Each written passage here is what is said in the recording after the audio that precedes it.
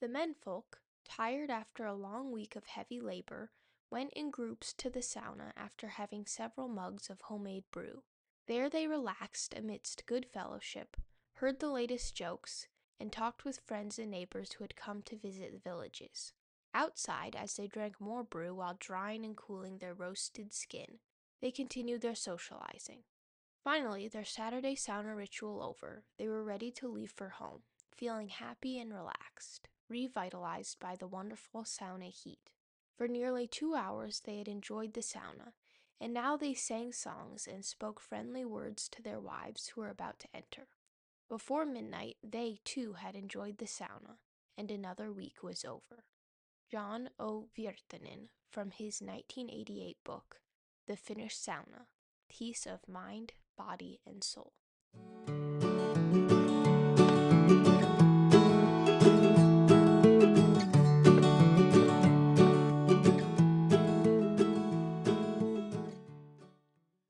Hi, this is Risto, and welcome back to the Sauna Trail podcast.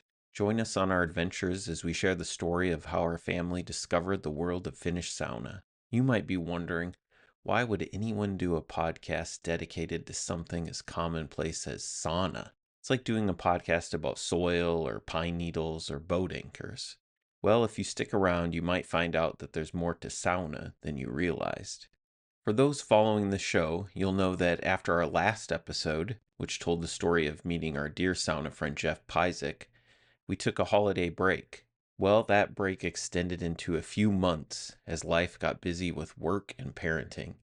Well, we want to assure you that we're still on the sauna trail, visiting saunas, recording, and planning. We already have 2 episodes recorded and many more planned.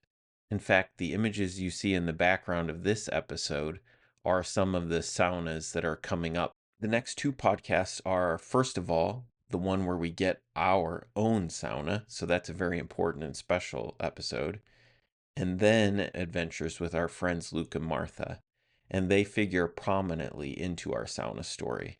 It took us a few years to get some of our close friends and family on board with our sauna obsession, but eventually they do come along, and Luke and Martha are great examples of that. So we just wanted to say thanks for your patience, and we'll probably be releasing the episodes a little bit more slowly, but they will still keep coming. And if you need to catch up on our sauna story, now is a good time. And I'll end today's short episode with a couple of clips from Luke and Martha where they describe their first experiences with the sauna heat and the sauna cold. And it's always such a pleasure or honor to be there as someone experiences that first blast of 200-degree air or the first steam from the rocks or gets in that cold plunge the first time and has to learn how to relax. So we hope you enjoy that, and we'll see you on future episodes. What did you think of that heat when you first went in the barrel, and then the steam? Do you remember, what your experience of the steam was at first? So it was just Christopher and we were in there in our shorts, sitting on towels.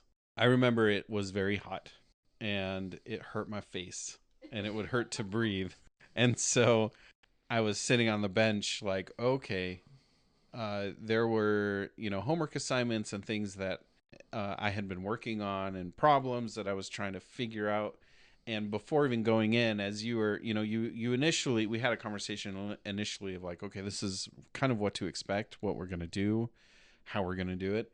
And I remember in my head thinking, oh, this would be cool. This could be something where I could like use and like just sit and think about these problems and figure stuff out and maybe work on this or that, or kind of have this as like a contemplative sort of thing. And I remember getting in and we start chatting, and like right away the heat hits us, and then you throw some steam on the rocks, and I have to cover my face because it's so intense. I remember thinking, this is hot. I'm going to die. There was just this block of like, I can't think, I can't speak. This is too hot. I'm not dying, but I feel like I'm going to die. And that was all that I could do. And all that I could think of was like, it blocked everything out. And then every time you would pour the steam on, you'd pour way more than I thought was necessary, which I think is you still do to this day. Yes, he still does. And it's fantastic because then it really truly forces you to just stop and whatever you're doing, whatever you're thinking about, whatever conversation you're having, you just put it on pause, let the steam slap you in the face, and then kind of calm down, and then you've got this nice heat that's hanging out and keeping you warm. And that was definitely a new experience, something that I was not expecting, to not be able to handle a conversation and the heat and the steam. That was very intense and very, very tough for me, but in a good way. Yeah, and I probably wasn't gentle. My method of introduction is if sauna's 100 miles an hour, we go 100 miles an hour that first time. You're getting the full experience. Right.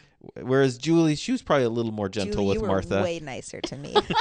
You remember getting in the tub and you holding my hand, Julie, being like, it's okay. You're just going to feel crazy. You're going to feel like you're trapped, but you're not. I'm right here. Just breathe. Make sure you're breathing.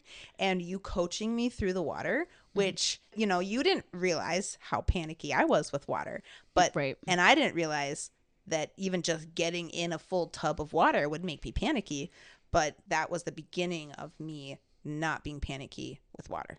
Yeah, That you were like sauna experience. hyperventilating. Yeah, I was I could tell definitely you. Yeah. having a panic attack Yeah, in you that were. tub. Mm-hmm. Yep.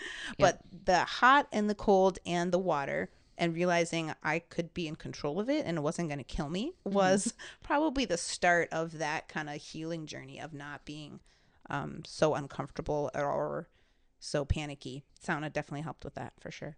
Yeah, and I don't think you had told me at that point that you were so afraid of water. So I think I was surprised at how anxious you were and how panicky you were. But then also, like, I knew you were okay, and I just needed to make sure that you knew you were going to be okay. Right. And I didn't know I was okay. Right.